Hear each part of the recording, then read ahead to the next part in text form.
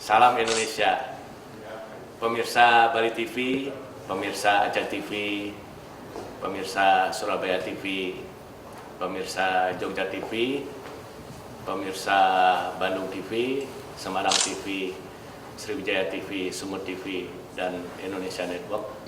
Hari ini berbahagia sekali edisi khusus program Indonesia Maju kita mulai di Korea Selatan, dan hari ini kita diterima oleh Duta Besar Indonesia untuk Korea Selatan, Bapak Umar Adi. Selamat pagi Bapak. Pagi. Terima kasih sudah dengan mendadak Bapak bisa menerima kita Pak. Oh, dengan senang hati Pak. Oke, gimana kabar Pak?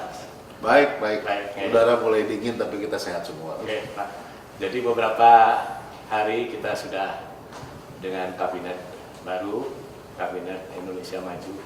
Kira-kira strategi ke depan dari Duta Besar Indonesia untuk Korea untuk mensukseskan kabinet kita Indonesia Maju ini untuk wilayah Korea seperti apa Pak strategi?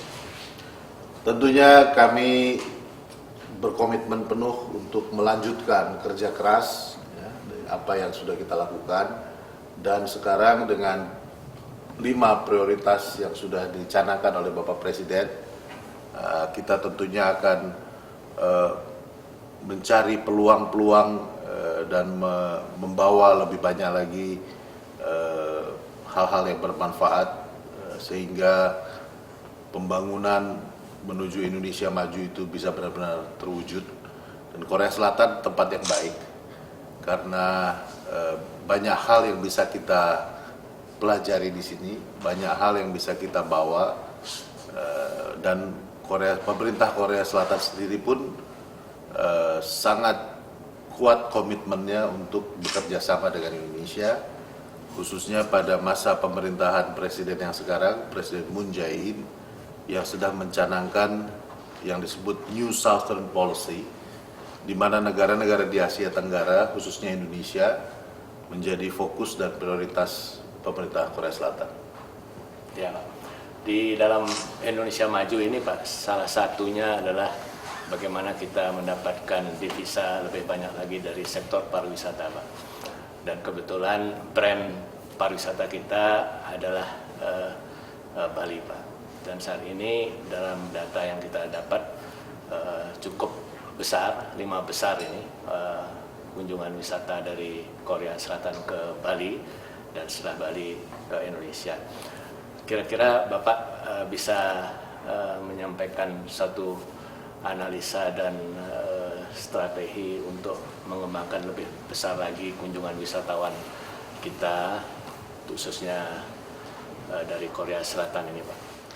Dari segi brand memang Indonesia, khususnya Bali itu sangat bagus sekali ya. di Korea Selatan. Orang Korea Selatan itu cita-citanya kalau bulan madu pinginnya ke Bali. Tetapi dari angkanya kalau kita perhatikan pergerakan 5 tahun terakhir berkisar pada angka 320.000 sampai 360.000, memang masih sangat kecil. Karena di Korea Selatan ini setiap tahun ada 26 juta orang bepergian berlibur ke luar negeri. Yang paling banyak menerima wisatawan dari Korea Selatan itu Vietnam. Saya kira angkanya 2 juta lebih. Filipina juga sangat maju sekarang dengan sekitar 1 juta lebih. Dan itu dampaknya pada jumlah frekuensi penerbangan langsung dan sebagainya. Nah, sekarang tantangannya memang bagaimana kita bisa mendongkrak angka itu karena potensinya masih sangat besar. Dan saya kira strategi kita untuk mengembangkan 10 Bali baru, destinasi pariwisata baru sangat tepat, dan kita terus mempromosikannya di sini. Tetapi yang kedua juga penting adalah mengkaitkan antara Indonesia atau daerah-daerah Indonesia sebagai tujuan wisata untuk orang Korea Selatan dengan produksi industri kreatif mereka. Artinya Korea Selatan ini kan sangat maju sekarang dalam apa yang disebut K-drama, K-pop ya. Jadi kita sangat gencar juga menghubungi mengunjungi rumah-rumah produksi di sini misalnya untuk membuat produksi mereka di Indonesia. Contohnya ada satu acara namanya Yun's Kitchen, itu produksi bikin di Lombok. Oh, Tiba-tiba Lombok jadi terkenal gitu. Jadi tahun lalu aja yang chartered flight-nya Korean Air itu tahun lalu 2-3 bulan bulan liburan musim dingin mereka tahun lalu tuh sampai 5-6 chartered flight itu ke Lombok khusus. Jadi yang seperti itu kita sangat gencar. Lalu yang ketiga juga segmen yang saya sebut dengan digital nomads. Jadi anak-anak muda di Korea ini kan sangat kreatif di industri digital ya, industri e-commerce dan sebagainya. Jadi mereka daerah itu yang paling dapat banyak itu daerah Canggu ya di Bali ya. Pada tinggal di Canggu itu 6 bulan gitu kan sambil mereka karena bisnisnya memang online ya, internet kreatif. Jadi itu dan kita sangat saya kira 1-2 tahun belakangan ini kita gencar sekali itu memanfaatkan apa yang disebut influencers di sosial media mereka. Tapi orang Korea ini anak-anak mudanya tidak sehebat anak-anak muda di Indonesia dalam memanfaatkan sosial media itu, Pak. Di sini yang paling banyak pakai Instagram katanya. Jadi kita coba pakai mereka sendiri untuk mempromosikan Indonesia di sosial media. Ya, di situ catatannya adalah ternyata Pak Satria, saat ini di Korea Selatan ini saya banyak sekali nemukan anak-anak muda Korea yang lahirnya di Indonesia. Waduh. Either lahir atau sekolahnya lama di Indonesia. Kenapa? Karena ternyata sejak tahun 70-an kan kalau kita perhatikan dulu tahun 70-an ketika kita mulai masuk investasi asing itu ya. Kalau dari negara lain kan yang datang itu perusahaan-perusahaan besar, Pak, korporasi kan, Mitsubishi, Toyota, General. Dari Korea ini yang datang itu ternyata SMEs tuh. Pasangan muda datang ke Bandung buka pabrik garment, anaknya melahirkan dia di situ. Jadi kelahiran Bandung itu cukup banyak sekarang. Nah, kita sejak tahun lalu sudah mulai jangkau mereka, kita kumpulkan, kita bikin wadahnya. Karena saya kira itu efektif sekali dalam mempengaruhi persepsi mengenai bahwa berlibur di Indonesia itu nikmat sekali. Kalau dari segi pertukaran budaya atau kita tonjolkan budaya Indonesia kita yang beragam itu masih punya potensi enggak untuk menarik pariwisata? Sangat, Pak. Ini kan di Korea Selatan ini ada 36.000 tenaga kerja kita, anak-anak muda, Pak. Rentang usianya itu 19 tahun sampai sekitar 32-33 tahun. Anak-anak muda. Pendidikannya 60% itu SLTA, daerah asalnya 60% dari Jawa Tengah. Mereka bekerjanya di sini tuh di sektor manufaktur, Pak. Jadi ini TKI-TKI yang paling beruntung itu yang ada di Korea Selatan. Karena hak-hak mereka dianggap sama dengan hak-hak pekerja lokal. Jadi jaminan kesehatannya segala macam luar biasa bagus. Nah, anak-anak kita ini, Pak, saya sangat kagum sekali. Mereka ini luar biasa dalam mempromosikan budaya kita. Pertama dari segi kehidupan sosial sehari-hari. Umumnya anak-anak kita ini kan religius, Pak. Ya, dan mungkin 90% Muslim. Sehingga hari ini, Pak, di Korea Selatan ini sudah ada 58 musola dan masjid yang didirikan oleh anak-anak kita ini. Lalu, tapi juga tidak kalah yang teman-teman yang Kristiani, ada sekitar 20 gereja sudah di Korea Selatan ini yang didirikan anak-anak Indonesia. Ya kan? Nah, yang kedua, anak-anak kita ini tentu berkumpulnya kan berdasarkan daerah asal. Ya. Ada yang paguyuban Lombok, ada yang paguyuban Purwokerto, ada yang Lampung, begitu. Yang Bali saya belum dengar. Nah, tapi ketika mereka di paguyuban ini kegiatannya budaya, Pak. Kita punya grup reok itu ada 2, Pak. Satu di Ansan, satu di Daegu. Reok Ponorogo asli, Pak. Karena yang anunya juga pakai itu burung meraknya itu burung merak asli. Itu. Terus yang jaran kuda lumping itu ada satu grup. Kalau orkes dangdut jangan ditanya dah. Banyak. Saya kira ada 5 atau 6 orkes dangdut yang full begitu ya. Belum lagi band-band dan sebagainya, tari mahasiswa kita juga cukup cukup aktif ya, kelompok gamelan. Lalu nah ini yang sekarang saya lagi cari sebetulnya justru anak-anak Bali. Kalau waktu saya di LA itu di Los Angeles tuh yang komunitas Bali kuat sekali. Wah, kita sampai bikin film segala tuh sama Pak Nyoman Wenten dan sebagainya. Jadi kalau di Korea Selatan nih jadi kalau umpama Pak, kalau kita main reok itu Pak, yang reok Ponorogo itu main di Busan misalnya, itu wah sambutannya luar biasa dan orang sangat tertarik untuk. Jadi memang kekuatan kita kan pada keberagaman budaya, yang dimana orang Korea itu sekarang pingin lihat. Jadi ini yang memang kita tonjolkan. Tadi Bapak menyinggung begitu banyak tenaga kerja kita Indonesia ada di Korea. Itu peluang seperti itu masih terbuka luas apa terbatas, dan terbatasnya di bidang pendidikan seperti apa itu Pak? Ini kan pengiriman tenaga kerja kita itu sekarang di 2 sektor ya, satu manufaktur di pabrik-pabrik, satunya sektor perikanan. Ini di bawah MOU bilateral namanya EPS, Employment Permit System. Jadi ini G2G Pak. Jadi rekrutmennya pun oleh BNP 2 TKI. Nah, tentunya anak-anak kita di Indonesia itu harus ada tesnya tuh, tes bahasa Korea itu supaya bisa masuk dalam list. Nanti tergantung permintaan dari perusahaan-perusahaan di sini. Nah, karena itu sejak beberapa tahun yang lalu kami di KBR itu punya namanya Ambassadors Award. Jadi kita kasih penghargaan kepada pabrik-pabrik yang mempekerjakan tenaga kerja Indonesia dengan baik. Nah, setiap tahun kita kasih dua, maksudnya supaya mereka minta lagi yang dari Indonesia. Jadi saya kira peluangnya untuk bertambah masih besar di 2 sektor itu. Tapi terutama saya sih yang paling senang yang sektor manufaktur. Dan itu paling banyak, 26 ribuan orang jumlahnya. Tapi juga kita sekarang mencoba membuka sektor lain, yaitu sektor caregivers, jadi perawat orang-orang tua terutama.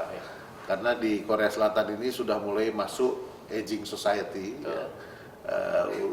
penduduk usia tuanya tambah banyak jumlahnya. Dan kita sudah lihat, saya sudah kunjungi beberapa panti-panti jompo mereka, memang kurang sekali tenaga perawat itu.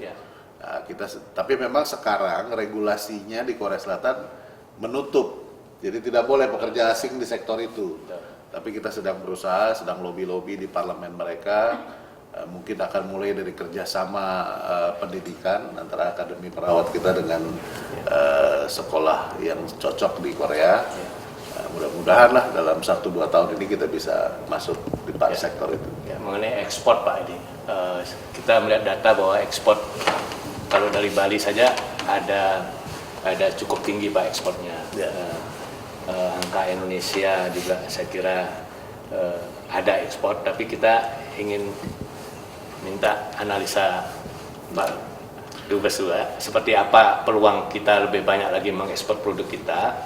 Kemudian kalau itu kita paham, mungkin seperti apa yang bisa kita lakukan juga untuk menarik mereka, sebab selama ini kita melihat bahwa investasi-investasi yang kita inginkan untuk datang ke Indonesia memang sudah ada Pak. Iwon itu kan pelaku-pelaku lama, dan perkembangan terakhir yang ada kan lebih banyak ke Vietnam.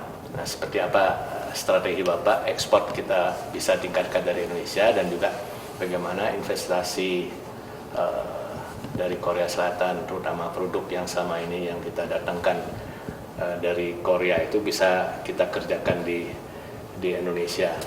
Seperti apa saran yang bisa Bapak sampaikan sehingga kita bisa maju Indonesia? Kalau kinerja perdagangannya kita bagus, dan trennya meningkat sejak 5 tahun ini terus naik. Tetapi memang struktur dari ekspor kita itu yang masih belum baik. Kenapa? Karena 40% itu isinya masih batu bara dan mineral. Jadi komoditi komoditi primer. Jadi karena itu angkanya, jumlah dolarnya itu sangat tergantung dari harga batu bara, ya kan? Nah itu yang pertama. Karena itu kami sejak saya tiba di sini fokusnya adalah mengembangkan ekspor produk-produk lainnya. Yang tentunya yang kita lihat potensinya itu yang paling besar sebetulnya adalah produk-produk kayu, wood products, dan kinerjanya cukup bagus. Kita bekerja sama erat dengan beberapa asosiasi di Indonesia. Kelihatan misalnya untuk produk plywood, kayu lapis itu bagus dan mulai cukup signifikan proporsinya. Lalu juga produk-produk makanan minuman olahan, ini juga cukup kuat. Kalau Bapak sekarang pergi ke di sini ada toko-toko apa tuh, ada kayak E-Mart apa itu, sudah mulai kelihatan tuh Kopiko sudah ada, terus ada mie gemes apa itu. Terus biskuit itu sudah makin lama makin kelihatan di di rak-rak di toko-toko di sini, toko-toko kecil ya di kawasan perumahan atau toko-toko kecil itu sudah kelihatan di rak-rak itu made in Indonesia. Malahan kalau di E-Mart itu ada yang mereknya itu jadi nggak ada merek gitu loh. Jadi misalnya keripik singkong satu plastik besar nggak ada mereknya, tapi di bawah tetap ada made in Indonesia gitu. Nah, itu udah mulai semakin banyak belakangan ini, termasuk di situ kopi dan teh ya. Itu juga baik dalam bentuk masih yang mentah maupun yang sudah proses dan sudah jadi kemasan, sangat bagus. Kemudian yang ketiga tuh sebetulnya justru komponen-komponen elektronik, seperti transistor apa itu, terus yang alat-alat elektrikal kayak apa ini colokan apa segala macam itu sikring. Terus juga yang saya lihat bagus performance-nya dan potensinya besar, justru komponen kendaraan bermotor ya, untuk supply pabrik-pabrik kendaraan motor di sini itu cukup kuat. Nah, tentunya banyak sekali yang lain-lain, tetapi paling menarik itu menurut saya justru adalah bagaimana caranya kita memberi nilai tambah pada produk-produk hasil alam kita, terutama di sisi agroindustri dan industri kehutanan. Ini yang saya lihat luar biasa Pak. Contoh ya, itu ada di Busan itu kemarin saya datangi seorang pengusaha yang mengimpor arang dari kayu. Dan dia jualnya tuh ke restoran-restoran, kan itu barbecue itu kan pakai arang, rupanya arang kayu lebih bagus gitu. Kayunya kayu tertentu kayak meranti atau apa gitu.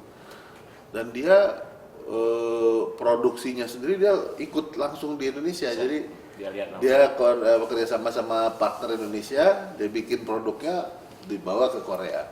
Ini yang masih terbuka sekali Pak. Karena itu strategi kami adalah berusaha sebanyak mungkin mempertemukan pengusaha Korea dengan pengusaha Indonesia. Jadi supaya jalan sendiri tuh seperti kemarin yang bagus itu forum yang Trade Expo. Seperti kemarin baru di Jakarta, kita bisa bawa sampai 60 pengusaha dari Korea. Selama di Indonesia 3-4 hari itu terus kita temukan dengan mitra-mitra potensial. Ini kalau saya bilang, ini kan umumnya UKM Pak ya, SMEs ya. Itu sedikit-sedikit menjadi bukit karena itu gencar sekali Pak. Dan juga kita kan baru selesaikan perundingan Indonesia Korea SEPA ya. Ini kan kemarin 5 tahun mangkrak, nggak jalan-jalan, tapi tahun lalu kita dorong, atau presiden kesini kita dorong, lalu selama 8 bulan kita ngebut negosiasi sehingga antara lain tuh, nah ini yang menarik nih, tropical Pak, buah-buahan tropis. Nah, akhirnya kemarin kita dapat salak sama manggis. Ya, cuma itu tadi Pak, di Indonesianya kita masih butuh investasi mungkin atau mungkin teknologi mungkin dari Korea untuk processingnya. Seperti kayak misalnya buah manggis Pak, kan setelah dikumpul mesti dibersihin dulu. Bersikat, terus ada teknik cara-cara tertentu, ada yang direndam air dulu sekian derajat segala macam. Karena ujungnya kan sebenarnya adalah keselamatan konsumen. Betul. Supaya yang mengkonsumsi Sehat, ya. tidak Ya. terdampak dari. Jadi ini yang hal seperti itu memang kita masih harus sempurnakan gitu. Tapi ya kita minta supaya Korea juga bisa membantu lah itu perusahaan-perusahaan Korea. Nah, makanya perdagangan itu, ekspor impor itu juga sangat terkait dengan investasinya. Ya. Nah, memang kalau yang big items ya Pak, dalam 5 tahun terakhir ini, selama 5 tahun pemerintahan Pak Jokowi kemarin, kan akhirnya dapat Posko Krakatau Steel itu membangun 10 juta ton Ya. klaster besi baja, ya kan, 10 juta ton per tahun. Terus yang Lotte Chemicals di Cilegon akhirnya sudah groundbreaking bulan Desember tahun lalu, itu 3,5 miliar dolar investasinya, sekitar 53 triliun rupiah. Saya kira itu angka investasi asing terbesar dalam periode 5 tahun kemarin, Pak. Ya.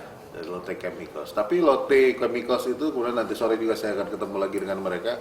Bukan hanya, jadi yang Lotte Chemicals di Cilegon itu baru hulu tuh Pak. Nanti dia sekarang sudah mulai merancang hilirnya.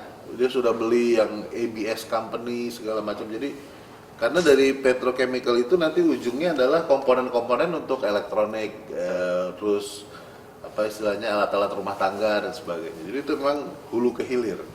Dan kalau kita bicara perusahaan Lotte misalnya, mereka komitmennya adalah menjadikan Lotte Indonesia sebagai perusahaan Indonesia. Betul. Jadi going native, Pak. Ya. Nah, itu besar. Terus ini Hyundai sedang dalam tahap akhir negosiasinya. Kelihatannya mereka masih punya komitmen untuk tetap masuk Indonesia, tinggal masalah beberapa teknis lah. Nah ya, tapi yang menarik sebetulnya selain big tickets tadi, yang perusahaan-perusahaan menengah dan perusahaan kecil itu banjir Pak sebetulnya. Betul. Memang betul bahwa Vietnam sekarang lebih menjadi pilihan ya, bagi perusahaan-perusahaan dalam satu survei ya. Malah cenderung kalau trennya sih Naik. memang kalau yang big items ya itu kan lama Pak anunya prosesnya. Tapi kalau yang contohnya Pak, ada satu kemarin saya anukan di Karawang, itu pabriknya udah mau jalan. Itu Pak, tekstil, tapi tekstil yang khusus untuk bahan sepatu sneakers. Ya. Itu kan agak beda, itu kan dari bahan kimia Pak ya. Itu dia pabriknya di Busan, dekat Busan, 3, tapi karena pasarnya di Indonesia besar untuk pabrik-pabrik, memasuk pabrik-pabrik sepatu di Indonesia, akhirnya dia buka pabrik di Karawang Pak. Ya. Itu $300 juta investasinya gitu. Lalu ada lagi yang kosmetik, salah satu merek kosmetik yang terkenal di Korea, karena dia pingin punya produk yang 100% halal. Ya. Di Indonesia. Dia udah masuk Pak. Udah masuk. Itu sekitar $15 juta investasinya gitu, karena ya cuma bikin apa itu kan yang lagi anak-anak sekarang suka pakai itu masker.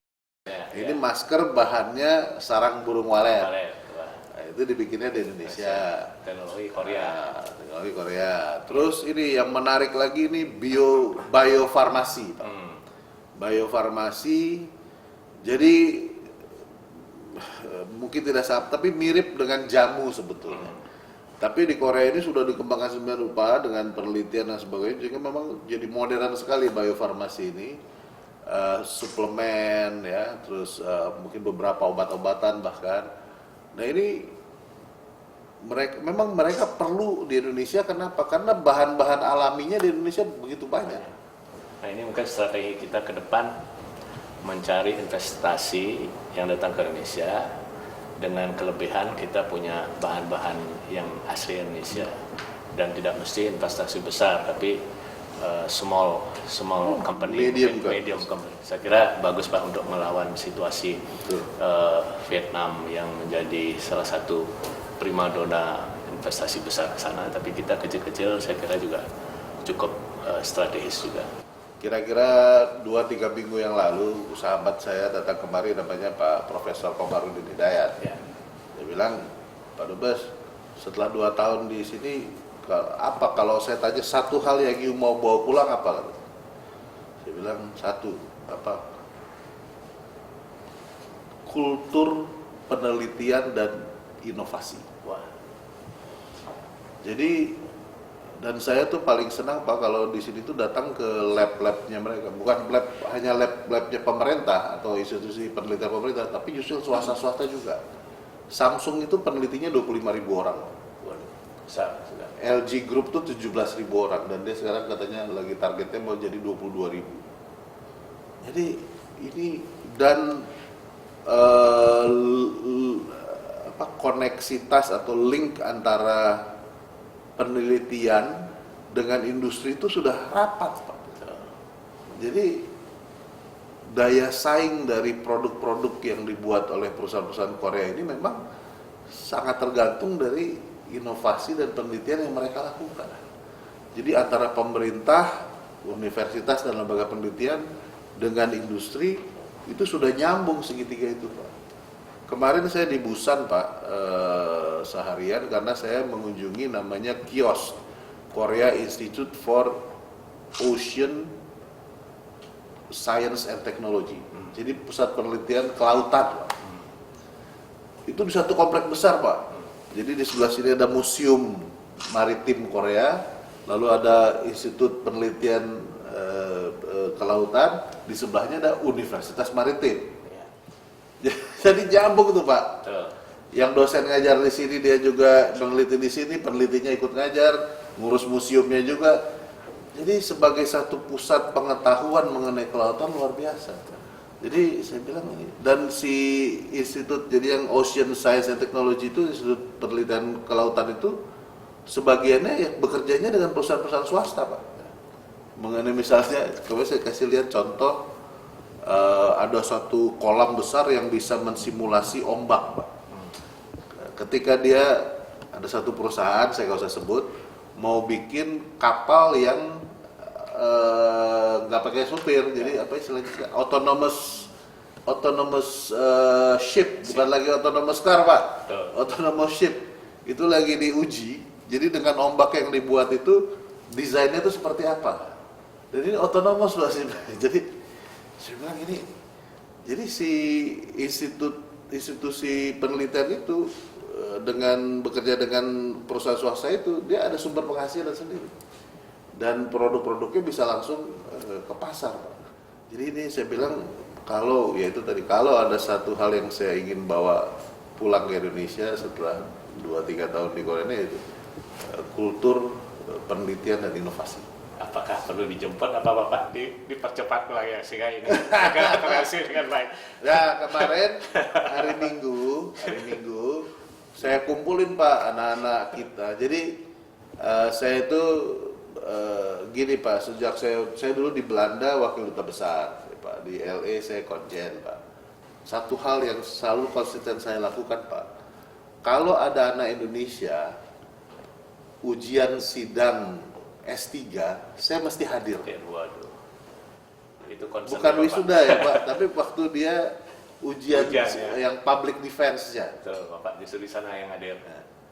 Mereka pikir karena saya itu, tapi sebenarnya saya ingin belajar, Pak, kan kalau kita ngikutin dengan. Nah, dan setelah, jadi saya ngerti, Pak, si A dia meneliti apa, si B meneliti apa, sejak di Belanda dulu. Nah kalau lalu kadang-kadang kalau ada yang ini bagus nih. Ada misalnya awal tahun ini, tahun lalu ada anak di sini lulus, dia anunya itu tesisnya mengenai desain maritim. Jadi bentuk-bentuk desain yang untuk di laut, kapal segala macam. Saya bilang, kamu jangan langsung pulang. Saya bilang, kamu kerja aja dulu di salah satu R&D division di perusahaan galangan kapal di sini. Betul. Oh iya, Pak. Terus ya kita hubungkan, lalu dia diwawancara. Maknanya pinter kok. Ya. Terima, Pak. Sekarang dia kerja di R&D di salah satu galangan kapal di sini, Pak. Maksud saya setelah 5 tahun, 10 tahun ya bawalah pulang gitu. Ya. Bukan cuma ilmunya tapi juga networknya. Betul. Jadi kita tetap optimis bahwa dari Korea, kita akan majukan Indonesia ini. Kemarin hari Minggu sore-sore saya kumpulkan ada sekitar 15 anak-anak ini yang bekerja di R&D division di perusahaan-perusahaan Korea maupun di kampus-kampus maupun di lembaga penelitian, Pak. Macam-macam, Pak. Ada yang lagi meneliti tentang AI, ada yang meneliti tentang energi terbaruan. Saya kumpulin, saya bilang tadi saya pingin kita bisa bawa tradisi, kultur, penelitian, inovasi ini ke Indonesia. Kamu pikirin caranya gimana? Mereka diskusi gitu. Dan Ada harus nanti lebih cepat lagi, Pak. dalam waktu dekat insya Allah itu konsep papernya sudah ada. Pemirsa, kita hari ini bersama Duta Besar Indonesia untuk Korea Selatan, Bapak Umar Hadi, mendapat semangat baru untuk memajukan Indonesia. Dengan kata kuncinya, kita harus kembangkan penelitian dan inovasi sebagai bagian dari budaya kita, terutama generasi muda kita harus tetap optimis dan semangat mewujudkan Indonesia maju. Terima kasih Pak Dubes. Terima kasih.